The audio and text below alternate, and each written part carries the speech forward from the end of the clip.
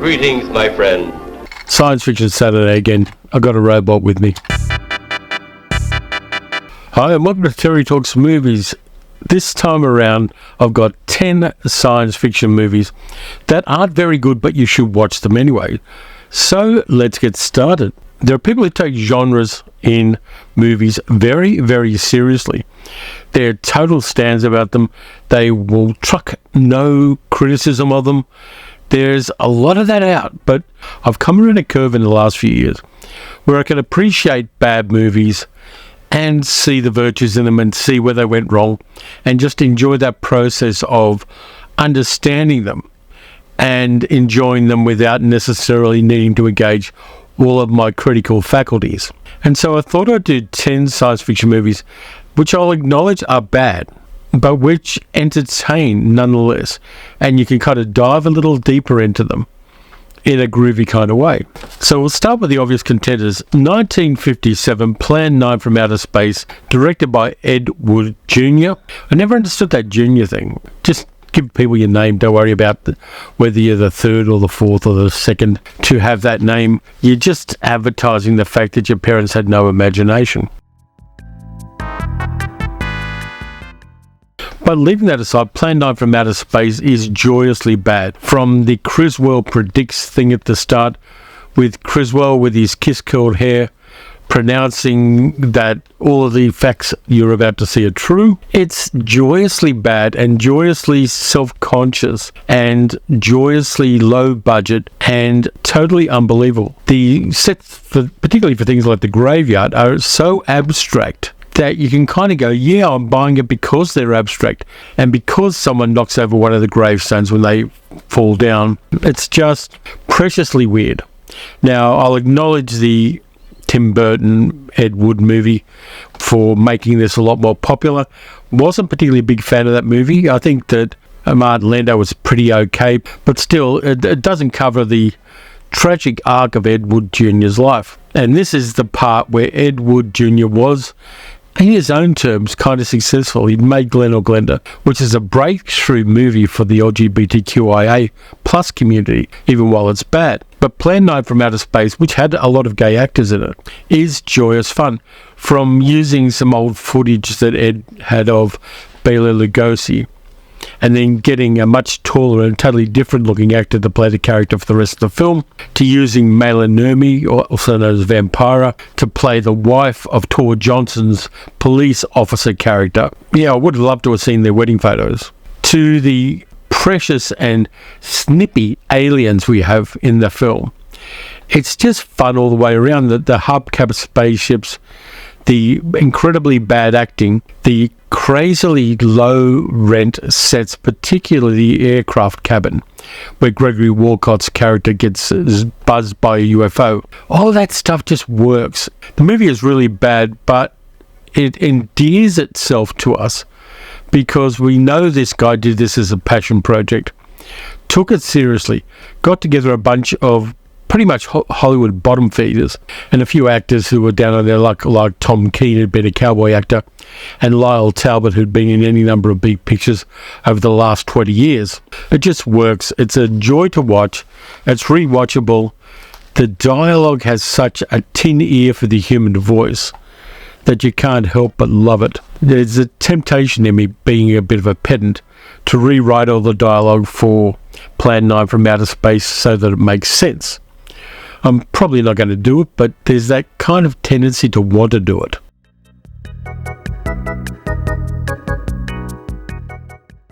Next up, we've got Robot Monster, 1953. The only person you need to know in Robot Monster is George Nader, who did a whole bunch of dramas in the 1950s before he got a bit outed by Confidential magazine and went to make the Jerry Cotton spy films in Germany in the 1960s.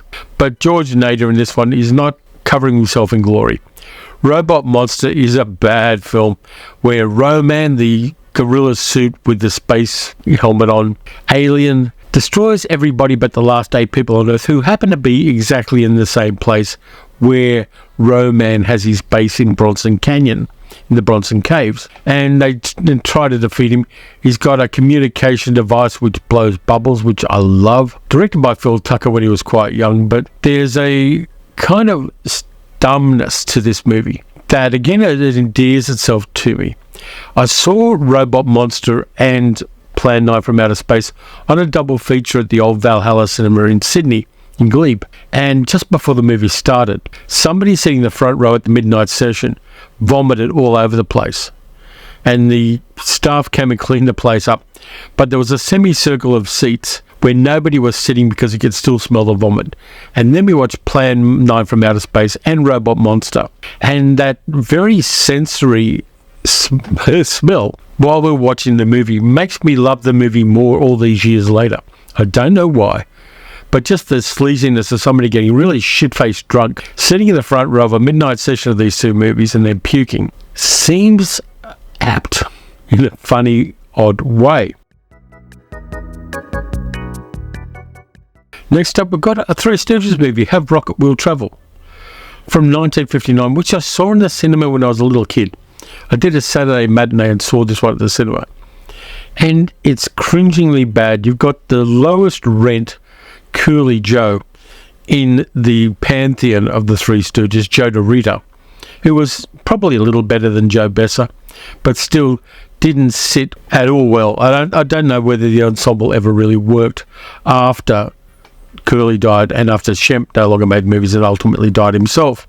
So we've got kind of low rent, older Three Stooges, but there's a charming niceness to it.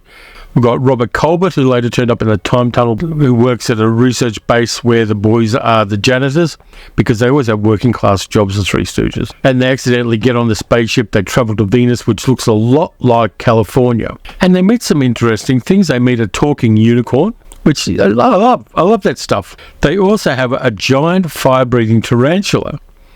And again, this is done with Columbia Pictures budgets. But I think the tarantula that spits fire is a good move. It's a WTF moment in a Three Stooges movie. There is a lot of setup before the guys actually get on the rocket and go to Venus, but it's nice seeing Mo Howard and Larry Fine working together the way they always work together well, and trying to eke out an extension to their career when personal tragedies cut short the original ensembles. The songs in it are kind of cute. There's robots as well, which is, again, kind of cool if you're watching it as a monster kid. And even though it is bad and it's low rent, it's still got a certain charm to it. And I like it for that. I think that it's rewatchable. The How Rocket Will Travel thing, of course, is a reference to Have Gun Will Travel, the wonderful TV series with Richard Boone, which I really have to get into my DVDs of and binge a few more episodes of Have Gun Will Travel at some stage. But yeah, 1950s stuff, definitely aimed at the movie matinee mark. I like it. It's not as violent as some of the earlier Stooges movies, but talking unicorns and fire-spitting tarantulas just works for me. We'll stay in the 50s for a while with 1958's Missile to the Moon, which is a remake of Catwoman on the Moon, which was made in 1953 or so.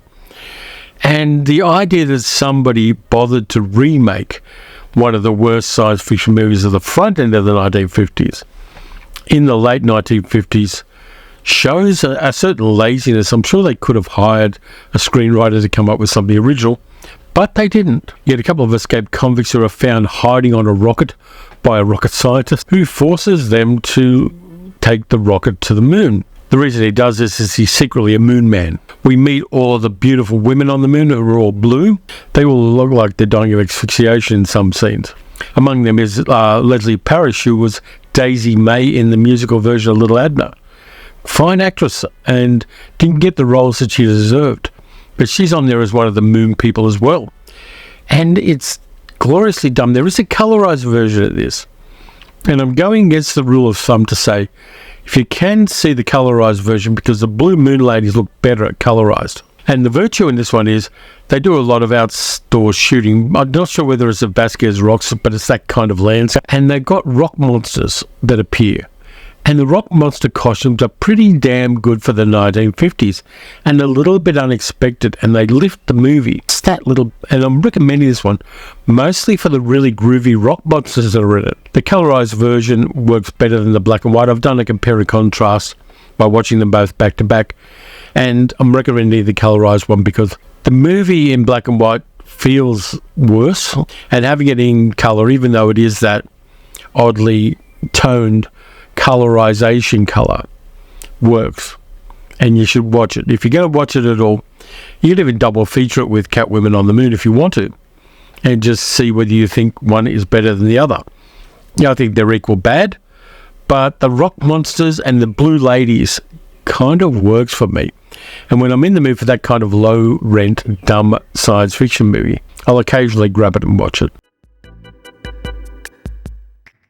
Again, we're staying in the 1950s for Teenagers from Outer Space, directed by Tom Grafe, with nobody you know in the cast. And it's one of those kind of juvenile delinquent movies with the twist, because the teenagers aren't people hanging around a malt shop and playing rock and roll music on a jukebox. They're actually aliens from outer space, which are sent to Earth. There's a rebel alien teenager called Derek who abandons his friends and wants to live a life on Earth because 1950s California was the place to be. You'd have beach movies soon. You'd have the 1960s heading into the drug culture and the counterculture. It was probably a good time if you were an alien rebel to land in California. The other aliens have a plan. They want to eradicate the human race and farm giant lobsters on Earth. You see what I like the movie? Sometimes you get these movies that have got mad ideas in them. They don't execute the ideas anywhere near as well as they should, but they've got mad ideas. Now, this one's in the public domain, so it turns up in a whole bunch of those collections of public domain science fiction movies. It's no better than you expect for that kind of budget and for that kind of an idea, but it's a little bit of fun. It's one of those ones you can sit around with a few people and mock and not feel bad about it because pretty much everybody who was in it was dead. But Teenagers from Outer Space, apart from the groovy title, is a little bit mad. So let's dive into the 1960s with Doris Wishman, an auteur director who did a lot of exploitation films and who has got a cult status for being a woman who blazed her own path through independent cinema. And so I've got to go with one of her science fiction movies, Nude on the Moon, which is what you expect. A bunch of astronauts go to the moon and find a nudist colony. Well, not quite a nudist colony, because this is still the early 1960s. What they find is that the moon's grottos are populated by topless women. Now, nudist movies of the 50s and 60s, and even the 30s and 40s, are a rabbit hole you can go down and just marvel at the wonderful weirdness of them, and the way they said it was a healthy, clean environment, and that running around with your kid off is good for your health. It was an idea first kind of thought up by the Nazis, but it passed on to other groups of people also. But Nude on the Moon, it's in colour, it's got some really goofy songs in it. It's not terribly long. It was filmed at a place called Coral Castle in Homestead, Florida. And it looks like Florida, but I like Doris Wishman's films. They've never been good. She never did a good movie in her entire 30 or 40 year career. But she always did entertaining ones, and she always did mad ones. And Nude on the Moon, which has very, very little science fiction in it, but is still classified as a science fiction movie, because ostensibly this weird location in Florida is supposed to be the moon.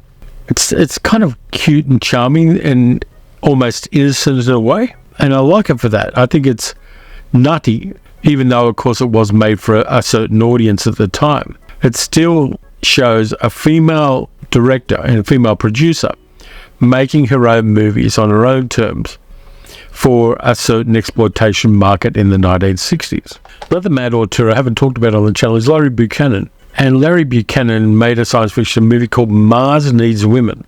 It starts out mad. The United States Decoding Service picks up a radio signal from Mars saying Mars needs women. Mars has picked up a genetic deficiency where only men children are born. And so the Martians, who are not the prettiest of human beings, need women. So the Martians send a team to Earth on a mission, and the guy leading the team is a guy called Dop, played by Tommy Kirk, who had been in Disney live-action movies in the early 1960s. When was this one made? About 1968. So it's late in that cycle. And Tommy Kirk got sacked by Walt Disney, partly because he was gay. And, that says all you need to know about Walt Disney. You also get the virtue of having Yvonne Craig playing a female scientist in this one. And it's one of those movies where you think, okay, why did they make this? I mean, obviously they wanted to have pretty women in a movie. But you get the idea that these guys kind of sort of knew science fiction, but really didn't have anywhere to take it that was useful.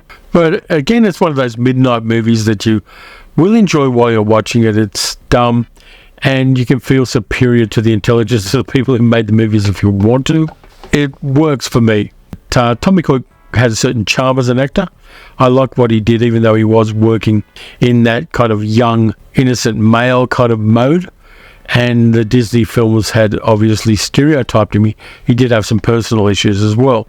I like the fact that this kind of dumb movie came at a time when culture was changing. 1968 was a pivot point in American popular culture in so many ways. And in spite of that, this Larry Buchanan movie is resolutely an early 1960s movie made in 1968. The tide had gone out on it as far as popular culture is concerned. It would have been better being made in 1963, 1964 in parallel with the Beach Party movies. It's got that kind of vibe about it. In 1968, it felt old-fashioned, even though only a few years had passed before this kind of movie was really the bee's knees. So I just found out that even though the movie was made for cinemas, it was originally released only on TV, which is kind of weird because it's now being considered a theatrical film. Nonetheless, you should check out Mars Needs Women when you're in the mood for this kind of film. Next one's one of Kurt Russell's worst movies, from 1969. It's a Disney live-action movie, and again, Disney didn't see that pivot in the late 1960s in popular cinema and in popular culture. And it is The Computer Wore Tennis Shoes. Also stars Cesar Romero, Joe Flynn, William Shallot, and Alan Hewitt. And in it, Dexter Riley, played by Kurt Russell, is a student at a private college. The college can't afford a computer, so they convince a local businessman, played by Cesar Romero, to give them an old computer. And then while they're wiring it up, Dexter gets hit with an electric shock and becomes a human computer. Dexter then goes on to lead the local team, not in a sporting event, but in a quiz competition, so that the college can win money and be financed and everybody lives happily ever after. This is a kind of slippery movie about capitalism and about how privately funded colleges are the way to go, where tax dollars should be paying for education in all circumstances. This is a Disney movie, and it kept to that 1915 American ethos that Walt Disney inflicted on his company for many years after he died even. And The Computer Wore Tennis Shoes I like because this is the point at which Kurt Russell went, screw this, I'm going to try different things. He played Elvis for John Carpenter later. He played Snake Plissken. He did all of those things that we know and love Kurt Russell for. And things like The Computer Wore Tennis Shoes in his early career were not the things that we love Kurt Russell for, but it shows that even a dweeby Disney actor can end up being a cult favorite if he just decides to put on the big boy pants and do some different things. And I like that about the movie. I like watching it because it shows how far Kurt Russell has come as an actor and as a popular culture figure since The Computer Wore Tennis Shoes. I mean, for the most part, I hate these Disney live-action movies at the time. They were morally dishonest. They were middle of the road. They were ordinary in every conceivable way except possibly special effects. But they did give certain actors a go when they were young, and they gave older actors a gig when their careers were winding down and they became certain stereotyped characters. The Disney organisation would put them in these movies knowing what kind of characters they'd be playing. But The Computer Wore Tennis Shoes, haven't watched it in a while, but I may well watch it again because early Kurt Russell is that kind of cautionary tale of don't let this be you forever. The movie was actually remade in 1995 with Kirk Cameron, who later went on to be a right-wing Christian nutjob, playing the Dexter Riley role. That one was made strictly for TV, and I've skimmed through a bit of it. and it's got some of the most prosaic film direction you've ever seen in your life. But let's move on to the next one. Stanley Donen movie from 1980, which is bad science fiction. Saturn 3, with Kirk Douglas, Farrah Fawcett, and Harvey Keitel, and a killer rapey robot. It's bad because you got Kirk Douglas, who had racked up a number of birthday cakes by this stage, playing the husband and lover of Farrah Fawcett on a station on one of Saturn's moons, whereas a very strict authoritarian fascist, played by Harvey Keitel, comes to the station and starts trying to take over their research. Now, this was a box office flop. It was made with high production values. You got a John Barry soundtrack on it, but it's kind of a wannabe version of Silent Running come 1984. It's a weird film, and the only virtue that people found in it was momentary nudity by Farrah Fawcett at the time. Harvey Keitel's pretty okay, but Harvey Keitel's pretty okay in everything. There's the robot Hector, which is very, very cool looking and very menacing as well. The movie just doesn't in any way feel grounded or real. I like the production value on it. I think the space station sets and the robot and Harvey Keitel kind of make up for it. But Saturn 3 is one of those movies that doesn't owe anything to 1977 Star Wars. It was one of those movies that the studios put out. They're going, science fiction is bigger than that. We're going to put out science fiction movies. Don't know the first thing about it. Don't know anything except it's like space and robots and stuff. We're going to throw in some name actors, get a bit of a buzz going for it, and just put it out there. It's a good movie to analyse to understand why certain movies don't work as science fiction. And I think that's the take I'm going to have on this. I think I may rewatch it soon. Saturn 3, even at the time I first saw it in 1980, was a movie where you go, yeah, very pretty lady, but no, thank you. It just doesn't work as science fiction one tiny bit. So let's jump ahead to 1988, Hell Comes to Frogtown, directed by Donald G. Jackson, and it stars Roddy Piper, Sandahl Bergman, Cec Varel, and Rory Calhoun. It's in a post-nuclear world, which is always a bit of fun, and it's one of those Canon Pictures post-nuclear worlds, which is mostly quarries and old deserted industrial estates. And you got Roddy Piper playing Sam Hill, a nomadic scavenger who just grabs bits of wreckage and sells it off to keep body and soul together. And he gets recruited by the regional government to be a human stud. They tracked him down by following the pregnant women in his wake, which is kind of weird. And he's one of the few remaining fertile men in existence. So you got to appreciate the madness and the badness of this one. They put him in a protective codpiece that monitors him. Then when a group of mutated amphibians steal a bunch of fertile women, Sam Hill is sent to Frogtown to get them back. You gotta love this. The second movie, not so good. There's a sequel. Ignore that.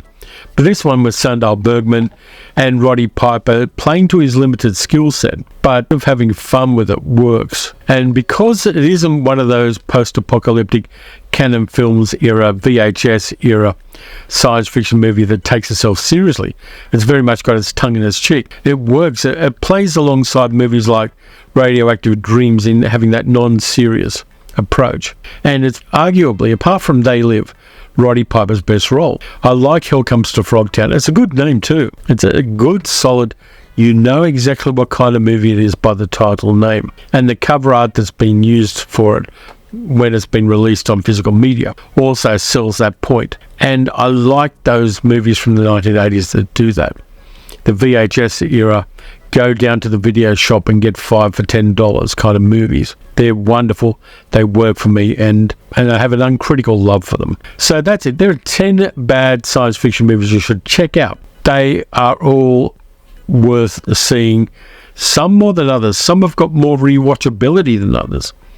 But when you're in the mood for a certain kind of movie, you're in the mood for a certain kind of movie. So on that note, thanks a lot for watching. If you enjoyed the video, please like, subscribe, leave a comment, hit the notification bell. Support the channel by becoming a channel member or by becoming a patron at patreon.com/terrydogsmovies. Got another double feature for you at the end of the weekend. Then I've got something on Wednesday, but I don't know what yet. Then we get another science fiction Saturday next week. So until then, watch some good movies, watch some bad movies. Watch some bad science fiction movies and just chuckle your guts out. And I'll catch you next time.